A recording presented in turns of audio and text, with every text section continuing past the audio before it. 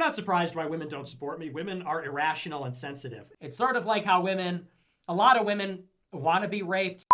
I don't support women's rights. I don't support LGBT rights. I believe in race and gender essentialism. I'm Catholic. I'm a Catholic reactionary. When I got into the right wing in 2016, it was about three things: hating women, being racist, being anti-Semitic.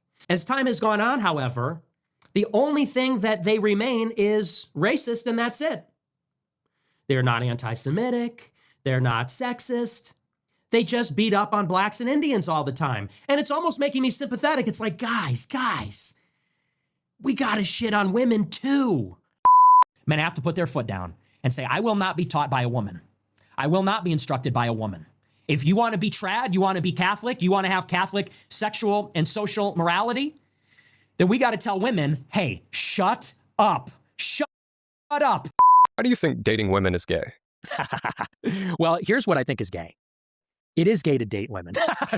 Here's what's gay about it. What's gay about it is that, you know, when I think about relations between men and women, it's about sex. Live a domestic life. It's absolutely pathetic. Like it's embarrassing and it's sad. And I say that as an incel. I say that as a complete incel virgin. It is fucking sad that men aspire to and idolize a domestic life. The difference is that I care about the country. That's why I talk about white genocide, because that is what is happening in the country. Nothing else matters. Nick Fuentes did not rise because he had the best ideas. He rose because the environment was perfect for him. And that's the uncomfortable truth that many Americans don't want to confront. Every time Nick Fuentes trends online, the conversation turns into same lazy debate. Is he dangerous? Should he be deplatformed? Or is this a freedom of speech? But those questions miss the real issue. And the real question is, what kind of culture produces someone like Nick Fuentes and then rewards him with attention, money and influence? Because Nick Fuentes is not an accident, he is a symptom.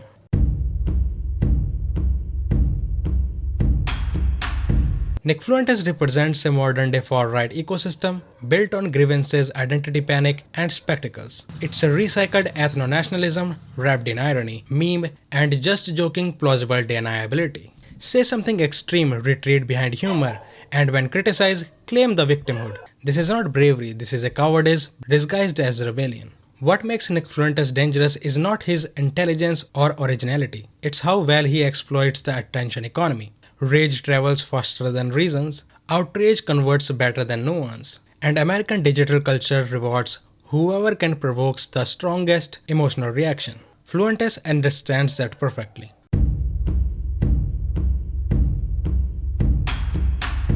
Most of the Fuentes supporters are not cartoon villains.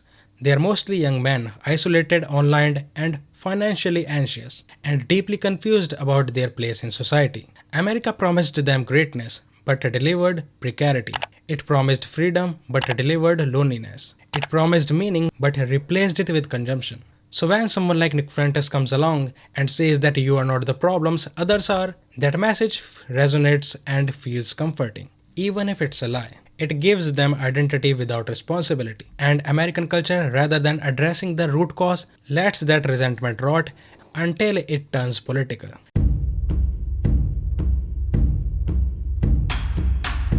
Nick Fuentes is famous because America confuses visibility with value. In the US, fame itself is treated as proof of relevance. If you are viral, you matter. If you are controversial, you must be important. This is a culture that has turned a reality TV star into a president and outrage merchant into political thinkers. American media does not ask, is this person wise? American media ask, does this person can generate clicks?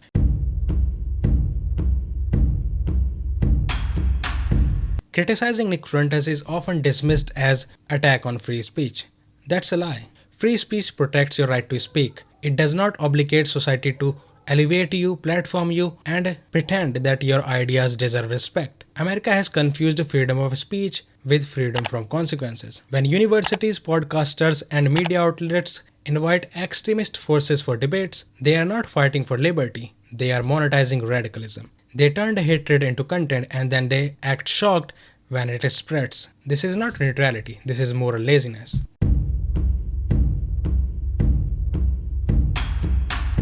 Nick Fuentes thrives because America has hollowed out its own culture. Equality is preached but not practiced. Democracy is celebrated but undermined. Individualism is celebrated to the point of societal collapse. In this vacuum, identity politics of the far right offers a fake sense of belonging, not built on shared humanity but exclusion, not on dignity but dominance. When a society fails to provide meaning, someone else will provide it, no matter how toxic.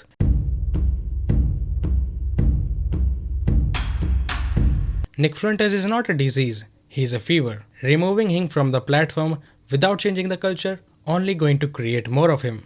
More angrier, louder, and more extreme. If America wants fewer Nick Fuentes, it must stop rewarding outrage, stop monetizing resentment, and start offering young people better alternative rather than fear dressed up as identity. Because until that happens, the question won't be why Nick Fuentes is famous. It will be who is next Nick Fuentes. Thank you very much for watching. Like, subscribe, and share.